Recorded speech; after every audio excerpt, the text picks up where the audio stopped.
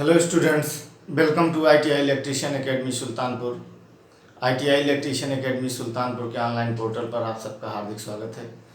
तो चलिए, अभी हम लोगों को पता है कि हम लोग DC जनरेटर के ऑब्जेक्टिव क्वेश्चन सॉल्व कर रहे हैं। इसी सीरीज को आगे बढ़ाते हुए आप लोगों के सामने स्क्रीन पर पहला क्वेश्चन हाजिर हो रहा है। तो चलिए देखिए, क्वेश्चन नंबर 1 आप लोगों के सामने स्क्रीन पर आ गया है। इसको वीडियो को पॉज करिए और स्वयं से सॉल्व करने की कोशिश करिए। क्वेश्चन में है, किस जनरेटर का वोल्टेज नियमन सबसे कम होता है। देखिए, हिंदी इंग्लिश दोनों लिख दिया है। किस जनरेटर का वोल्टेज नियमन यानी कि व्हिच जनरेटर है पुअरेस्ट वोल्टेज रेगुलेशन। रेगुलेशन को हिंदी में बोलते हैं नियमन, ठीक है। Series shunt compound over. तो वोल्टेज रेगुलेशन का जहां तक सवाल है, वोल्टेज रेगुलेट करना, वोल्टेज रेगुलेट करने का मतलब कम ज़्यादा होना, ठीक है। अगर हिंदी में बात किया जाए तो नियमन का मतलब कम समझ में आ रहा होगा, लेकिन इंग्लिश वाले वर्ड से आपको ज़्यादा अच्छे से समझ में आ रहा होगा। रेगुलेशन, जैसे रेगुलेटर आप लोग यूज करते हैं ना, पंखे में रेगुलेटर यूज करते हैं, तो रेगुलेटर क्या करता है, पंखे की स्पीड को कम ज़्यादा करता है। तो उसी से ये वर्ड बना हुआ है रेगुलेशन, यानी कि किस जनरेटर में वोल्टेज का कम ज्यादा होना सबसे कम होता है। पुअरेस्ट लिखा है, पुअरेस्ट। व्हिच जनरेटर है पुअरेस्ट वोल्टेज रेगुलेशन, यानी कि किस जनरेटर में वोल्टेज का उतार चढ़ाव, यानी कि लोड डालने पर वोल्टेज, लोड कम करने पर वोल्टेज का उतार चढ़ाव जो होता है वह सबसे कम हो। ऐसा कौन सा जनरेटर है? क्योंकि सीरीज जनरेटर में हम लोग जानते हैं कि विदाउट लोड सीरीज जनरेटर तो वोल्टेज पैदा ही नहीं करता है। लोड बढ़ाते जाते हैं तो सीरीज जनरेटर का वोल्टेज भी बढ़ता जाता है, ठीक है। ऐसे कंपाउंड में भी जाइए तो कंपाउंड में भी लोड बढ़ाने घटाने पर टर्मिनल वोल्टेज जो होता है वो काफ़ी ज़्यादा वेरी करता है। लोड ज़्यादा करेंगे टर्मिनल, अब कंपाउंड में भी होता है over compound, under compound, level compound, तो अलग अलग कंपाउंड जनरेटर में अलग अलग चीज़ें देखने को मिलेंगी आपको। मतलब कि लोड बढ़ाने पर टर्मिनल वोल्टेज स्थिर रहना चाहिए, ज़्यादा अंतर नहीं होना चाहिए। ऐसा जनरली होता है, लोड देते हैं तो टर्मिनल वोल्टेज कम हो जाता है, ठीक है। लेकिन अलग अलग जनरेटर में अलग अलग कंडीशंस होती हैं। तो यहाँ जो पूछ रहा है पुअरेस्ट वोल्टेज रेगुलेशन किस जनरेटर में होगा, अर्थात किस जनरेटर में सबसे कम वोल्टेज का उतार चढ़ाव होगा, लोड लगाने पर या लोड न लगाने पर, या ज्यादा लोड लगाने पर या नॉर्मल लोड लगाने पर। तो वह होता है शंट जनरेटर। शंट जनरेटर के बारे में आपको बताया गया है कि यह एक निर्धारित लोड के लिए ही चलाया जाता है, और विदाउट लोड या फिर लोड पर, दोनों कंडीशन में शंट जनरेटर द्वारा उत्पन्न विद्युत वाहक बल का मान लगभग स्थिर रहता है। तो अब बहुत ज़्यादा थ्योरेटिकल में नहीं जा पाऊंगा, इसके लिए आपको थ्योरेटिकल सेक्शन विजिट कर लीजिए, जिसमें हमने DC शंट जनरेटर के बारे में डिटेल में पढ़ाया हुआ है। तो इसका ऑप्शन नंबर बी सही होगा।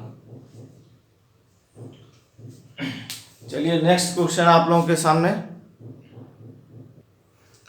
तो क्वेश्चन नंबर 2 आप लोगों के सामने स्क्रीन पर अवेलेबल है। Lap winding is suitable for. Lap winding किसके लिए उपयुक्त है? लैप वाइंडिंग किसके लिए उपयुक्त है? Low voltage low current DC generator, high voltage low current DC generator, और high voltage high current DC generator, and low voltage high current DC generator. तो आपको बताया गया है कि जो DC जनरेटर का आर्मेचर होता है उसमें दो तरह की वाइंडिंग की जाती है, एक लैप वाइंडिंग होती है और एक वेब वाइंडिंग होती है। लैप वाइंडिंग में आर्मेचर में समानांतर पथों की संख्या अर्थात पैरेलल पाथ की संख्या नंबर ऑफ पोल्स के बराबर रखी जाती है, जबकि वेब वाइंडिंग में आर्मेचर में पैरेलल पाथ की संख्या केवल 2 रखी जाती है।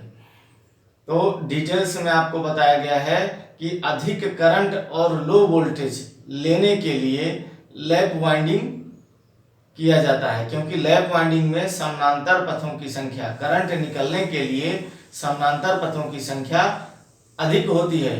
इसलिए अधिक करंट और लो वोल्टेज लेने के लिए हम जनरेटर में लैप वाइंडिंग करते हैं, और अगर हमें अधिक वोल्टेज और लो करंट चाहिए होता है तो जनरेटर में हम वेव वाइंडिंग करते हैं। तो ज़्यादा डिटेल के लिए थ्योरेटिकल सेक्शन को विजिट करिए। अब इसमें आंसर आप देखिए क्या हो सकता है। लैप वाइंडिंग किसके लिए उपयुक्त है? अधिक करंट और लो वोल्टेज। इसमें ऑप्शन देखिए कौन सा है, ये देखिए लो voltage high current DC generator. तो ऑप्शन नंबर डी आपका सही हो रहा है। चलिए इसके बाद आते हैं नेक्स्ट क्वेश्चन पर, क्वेश्चन नंबर 3। चलिए क्वेश्चन नंबर 3 आप लोगों के सामने स्क्रीन पर आ गया है। वेव वाइंडिंग किसके लिए उपयुक्त है?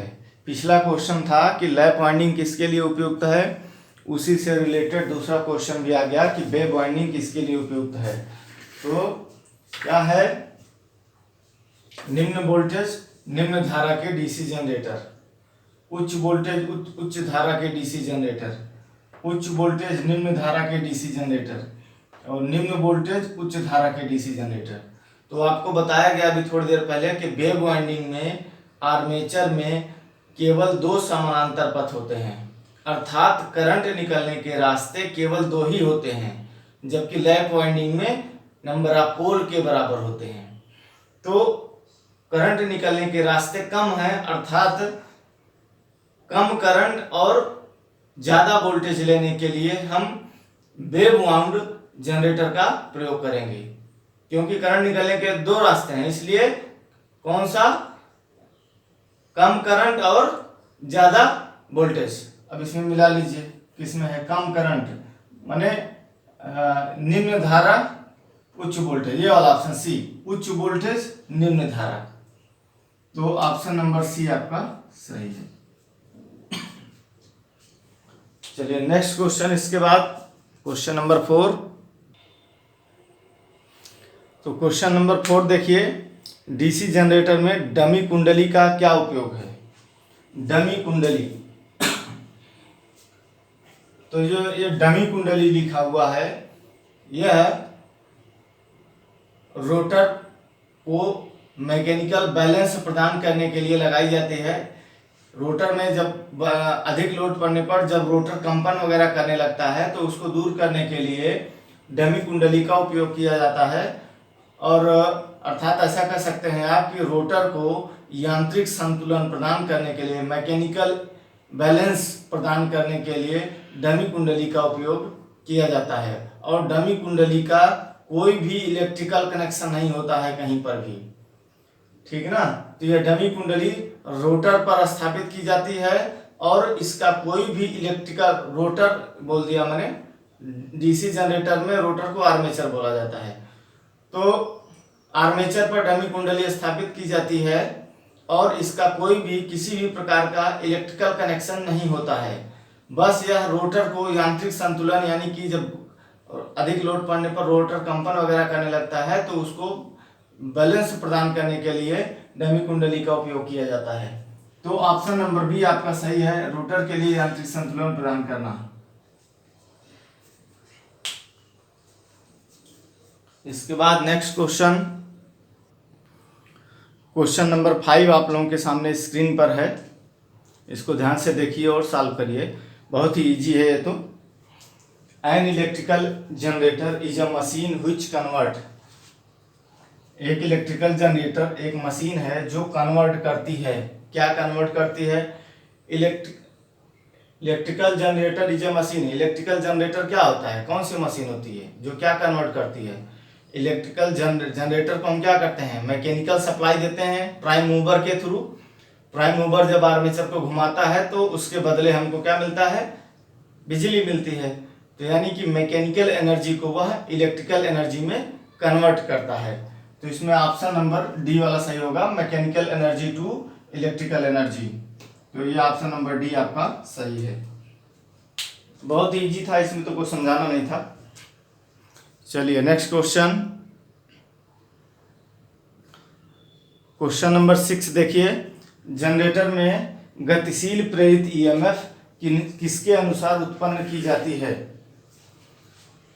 In a generator a dynamically induced EMF is produced according to dynamically induced EMF.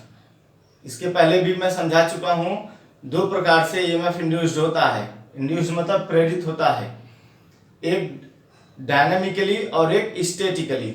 Dynamically induced EMF जिसमें कोई चीज गति करता हो, जैसा कि जनरेटर में होता है। जनरेटर में आर्मेचर गति करता है और फील्ड की बल रेखाओं को काटता है, जिसके कारण विद्युत वाहक बल पैदा होता है।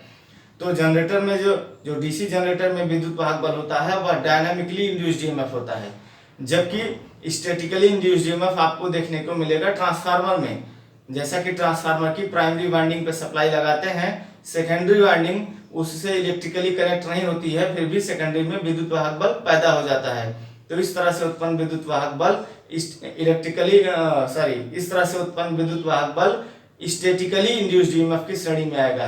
हिंदी में बोलते हैं स्टैटिकली इंड्यूस्ड ईएमएफ को स्थितिजन्य प्रेरित विद्युत वाहक बल, और डायनामिकली इंड्यूस्ड ईएमएफ को बोलते हैं, डायनामिकली इंड्यूस्ड ईएमएफ को कहते हैं गतिजन्य प्रेरित विद्युत वाहक बल। तो जनरेटर में जो होता है वह डायनामिकली इंड्यूस्ड ईएमएफ होता है, और किसके नियम से होता है ये पूछ रहा है यहाँ पर, तो फैराडे के नियम से होता है। फैराडे। चलिए नेक्स्ट क्वेश्चन। चलिए क्वेश्चन नंबर 7 आप लोगों के सामने है। Compensating winding are used when loads are. Compensating winding are used when loads are, यानी कि कंपेंसेटिंग को लिखा है इसमें प्रतिकारी कुंडलन, या इसी का दूसरा नाम भी होता है क्षतिपूरक वाइंडिंग।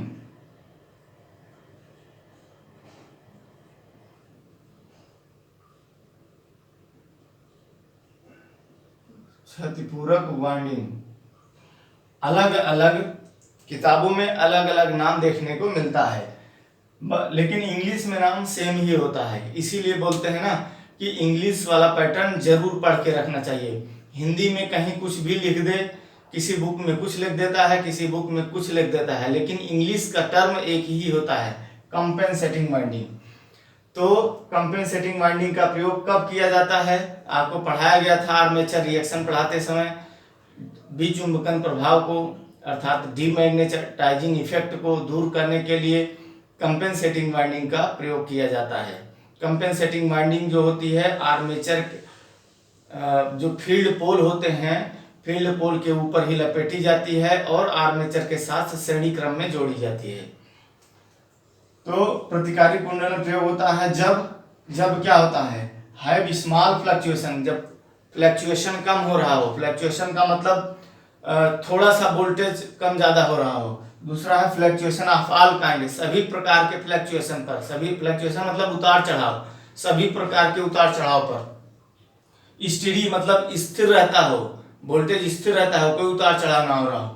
अगला है हैव लार्ज फ्लक्चुएशन, यानी कि वोल्टेज में बहुत अधिक उतार चढ़ाव हो रहा हो। तो किस कंडीशन में करते हैं? आपको बताया गया है कि जब जनरेटर में लोड अधिक दे दिया जाता है तो उसका मेन फील्ड जो है वो डीमैग्नेटाइज होने लगता है। किसकी वजह से? लोड अधिक होने के कारण आर्मेचर भी अपना एक शक्तिशाली चुंबकीय क्षेत्र बना लेता है और वह मेन फील्ड को डीमैग्नेटाइज करने की कोशिश करने लगता है, जिसके कारण टर्मिनल वोल्टेज घट जाता है। तो हैव आंसर इसका होगा हैव लार्ज फ्लक्चुएशन। जब वोल्टेज में अधिक उतार चढ़ाव हो रहा हो तब फिर हम कंपेंसेटिंग वाइंडिंग का प्रयोग करते हैं। बड़े जनरेटरों में ही यह वाइंडिंग लगाई जाती है। तो इसका ऑप्शन नंबर डी सही होगा। चलिए नेक्स्ट क्वेश्चन। क्वेश्चन नंबर 8 आप लोगों के सामने स्क्रीन पर आ गया है, इसको देखिए, करिए। एक न्यूमेरिकल है ये।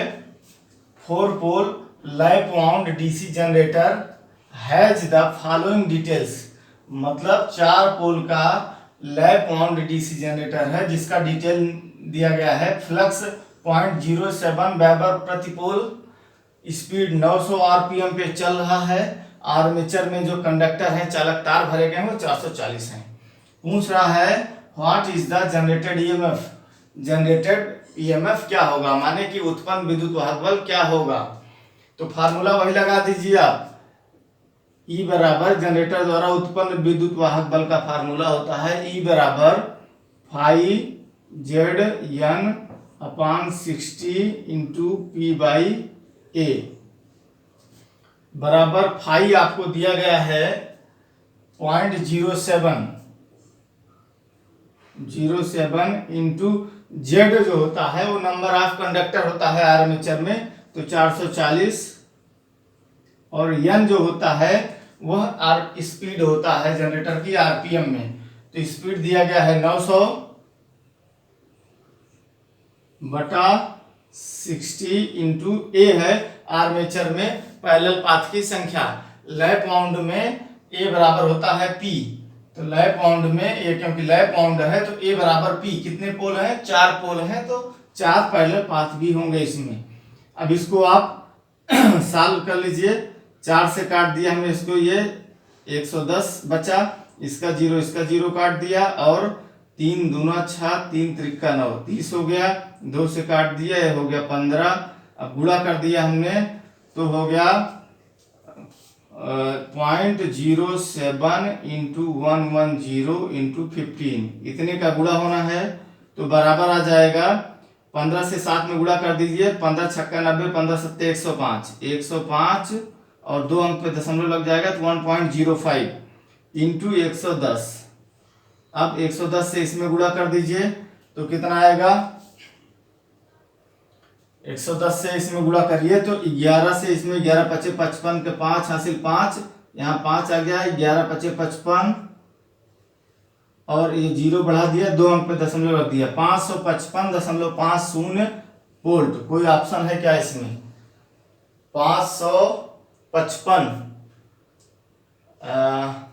कहीं गुणा में गलती हो गया क्या, 1 second,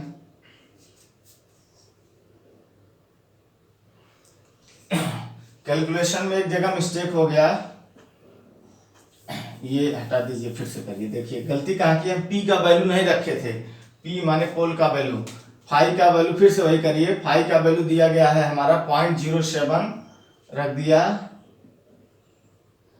into Z number of conductor 440 into N है 900 आरपीएम पे चल रहा है, इंटू नंबर ऑफ पोल है 4 बटा 60 इंटू ए बराबर पी यानी कि 4 इंटू 4, तो ये 4 कट जाएगा, यही हम पिछली बार गलती कर दिए थे, 0 इसका काट दिया हमने, और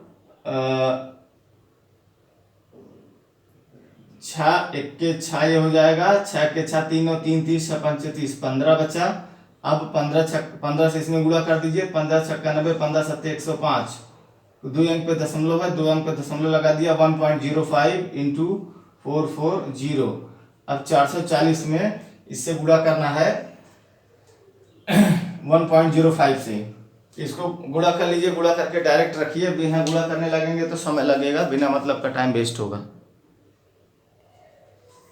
तो गुणा करने के बाद हमने तो गुणा कर लिया है, गुणा करने के बाद आ गया 462 वोल्ट, ठीक है। तो इसमें आंसर कोई है, ये वाला आंसर आपका सी नंबर सही है। चलिए इसके बाद नेक्स्ट क्वेश्चन देखा जाए। क्वेश्चन नंबर 9 आप लोगों के सामने स्क्रीन पर आ गया है। Interpoles are used in, interpole का प्रयोग डैश डैश डैश में होता है। इंटरपोल का प्रयोग किस में होता है, lap wound machine, wave wound machine, या both lap and wave wound machine, none of these, इनमें से कोई नहीं। तो आपको बता दूं कि इंटरपोल के बारे में आप लोग बताया गया है कि ये जो ऐसे योक होता है, यहाँ पर जो है बड़े बड़े ऐसे मेन पोल लगाए जाते हैं, और इन मेन पोल के बीच में छोटे छोटे पोल स्थापित किए जाते हैं, जिनको इंटरपोल कहा जाता है। ये इंटरपोल कम्यूटेशन दोष को दूर करने के लिए लगाए जाते हैं। तो इंटरपोल का प्रयोग कहाँ होता है, अब यहाँ पर ये सब चीजें तो नहीं लिखा गया ना, लैप वाउंड में पूछ रहा होता है कि वेव वाउंड में, तो आपको बता दूं इंटरपोल वाइंडिंग का प्रयोग लैप वाउंड और वेव वाउंड दोनों प्रकार के जनरेटर में होता है, ठीक है। तो ऑप्शन नंबर सी आपका सही होगा। इसके बाद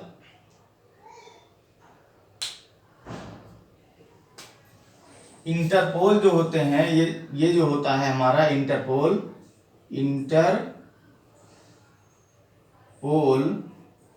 इसी का दूसरा नाम भी होता है कंपोल, COMPOLE, कंपोल। कहीं कहीं कहीं पर ऐसा कंपोल लिखा रहेगा तो आपको कंफ्यूज नहीं होना है। या एक नाम और देते हैं कम्युलेटिंग पोल और कम्युलेटिंग पोल।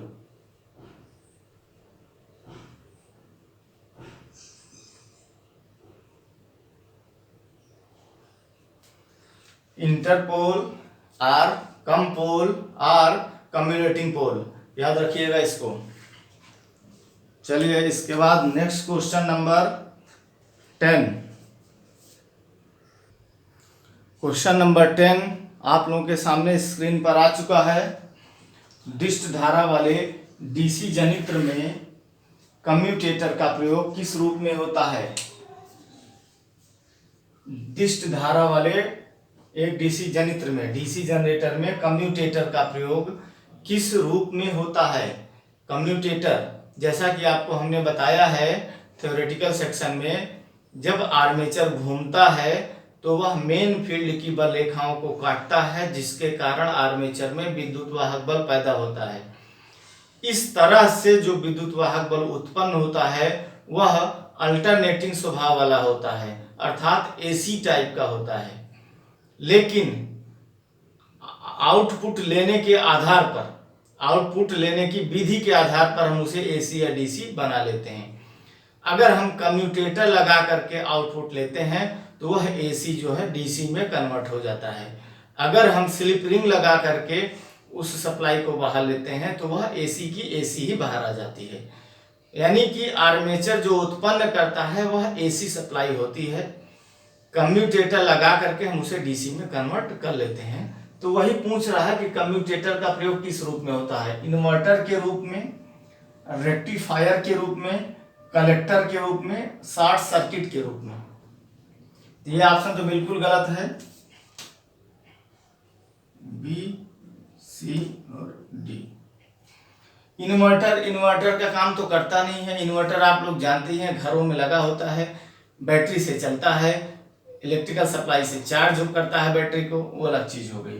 रेक्टिफायर क्या करता है? एसी को डीसी में बदलता है, जिसको बोलते हैं डायोड। आप लोग डायोड क्या करता है? एसी को डीसी में कन्वर्ट करता है। तो कई डायोड मिला करके रेक्टिफायर सर्किट बनाया जाता है। तो यहाँ पर कम्यूटेटर जो है एक तरह से रेक्टिफायर सर्किट का काम कर रहा है, क्योंकि आर्मेचर में उत्पन्न एसी होता है लेकिन कम्यूटेटर उसको डीसी में कन्वर्ट कर देता है। इसलिए डीसी जनरेटर में कम्यूटेटर एक रेक्टिफायर की भांति काम कर रहा है। तो ऑप्शन नंबर बी आपका सही है। चलिए नेक्स्ट क्वेश्चन। तो चलिए क्वेश्चन नंबर 11 आप लोगों के सामने स्क्रीन पर आ चुका है। डीसी मशीन के प्रतिकारी कुंडली यानी कि कंपेंसेटिंग वाइंडिंग में चालकों की संख्या डैश डैश डैश होती है। प्रतिकारी कुंडली यानी कि कंपेंसेटिंग वाइंडिंग कहाँ लगाते हैं? जो मेन फील्ड पोल होता है उसी के ऊपर कंपेंसेटिंग वाइंडिंग को लगाया जाता है। मेन फील्ड पोल के ऊपर ही सीरीज फील्ड, शंट फील्ड, फिर उसके ऊपर कंपेंसेटिंग वाइंडिंग लगाई जाती है। कंपेंसेटिंग वाइंडिंग को आर्मेचर के श्रेणी क्रम में जोड़ा जाता है और यह ध्यान रखा जाता है कि कंपेंसेटिंग वाइंडिंग में विद्युत धारा का प्रवाह आर्मेचर में विद्युत धारा प्रवाह के विपरीत दिशा में होना चाहिए। कंपेंसेटिंग वाइंडिंग का प्रयोग डीमैग्नेटाइजिंग इफेक्ट अर्थात विचुंबकन प्रभाव को दूर करने के लिए किया जाता है। पूछ रहा है कि डीसी मशीन के प्रतिकारी कुंडली में यानी कि कंपेंसेटिंग वाइंडिंग में कितने कंडक्टर होने चाहिए, कितने चालक होने चाहिए, ये क्वेश्चन है। तो हमेशा प्रतिपोल आर्मेचर चालकों की संख्या से अधिक, हमेशा प्रतिपोल आर्मेचर चालकों की संख्या से कम। एक पोल के सामने जितने आर्मेचर चालक पड़ते हैं उसको बोला जाता है प्रतिपोल आर्मेचर कंडक्टर। जैसे ये आ गया, ये पोल हो गया आपका। अब यहाँ पर आर्मेचर अगर हम लगाएंगे तो आर्मेचर में ये सब बाइंडिंग होगी। तो एक पोल के सामने, एक पोल के लिए अब यहाँ पर हम को अगर निकालना होगा प्रति पोल आर्मेचर कंडक्टर कितना है, तो क्योंकि यहाँ पर 2 पोल ही है टोटल, मान लेते हैं कि आर्मेचर में टोटल 400 कंडक्टर हैं, तो प्रति पोल आर्मेचर कंडक्टर कितना होगा, 2 से भाग दे देंगे तो आ जाएगा 200, यानी कि 200 कंडक्टर एक पोल के लिए होंगे, 200 कंडक्टर एक पोल के लिए। तो वही चीज बोल रहा है कि हमेशा प्रति पोल आर्मेचर चालकों की संख्या से अधिक होगा किसका, कंपेंसेटिंग वाइंडिंग में चालकों की संख्या, कंडक्टर्स की संख्या, हमेशा प्रति पोल आर्मेचर चालकों की संख्या से कम। तो इसका आंसर आपको बता दूं कि कंपेंसेटिंग वाइंडिंग में प्रति पोल कंपेंसेटिंग वाइंडिंग में चालकों की संख्या प्रति पोल आर्मेचर चालकों की संख्या से सदैव कम रखी जाती है। प्रति पोल आर्मेचर चालकों की संख्या से सदैव कम होती है कंपेंसेटिंग वाइंडिंग में चालकों की संख्या। ऑप्शन नंबर बी आपका हमेशा प्रति पोल आर्मेचर चालकों की संख्या से कम, ऑप्शन नंबर बी आपका सही होगा। चलिए नेक्स्ट क्वेश्चन। तो चलिए क्वेश्चन नंबर 12 आप लोगों के सामने स्क्रीन पर है, लिखा हुआ है इसमें an external resistance added in the field of a DC shunt generator will, DC shunt generator के फील्ड में, यह हिंदी देखिए, DC शंट जनरेटर के क्षेत्र में बाह्य प्रतिरोध लगाने से क्या होगा, शंट जनरेटर के फील्ड में बाह्य रेजिस्टेंस लगाने से क्या होगा। ऐसे ही बनाते हैं हम लोग ना, ये होता है हमारा आर्मेचर, यहाँ लगा देते हैं हम कार्बन ब्रश, ये हो जाता है फील्ड, फील्ड को हम जोड़ देते हैं आर्मेचर के साथ पैरेलल में, तो बन जाता है ये शंट जनरेटर। कह रहा है शंट जनरेटर के फील्ड में बाह्य रेजिस्टेंस, यहाँ कोई एक्सटर्नल रेजिस्टेंस आप लगा दें, ऐसे हमने मान लिया कैसे लगा दिया एक रेजिस्टेंस, ये वेरिएबल रेजिस्टेंस लगा दिया हमने।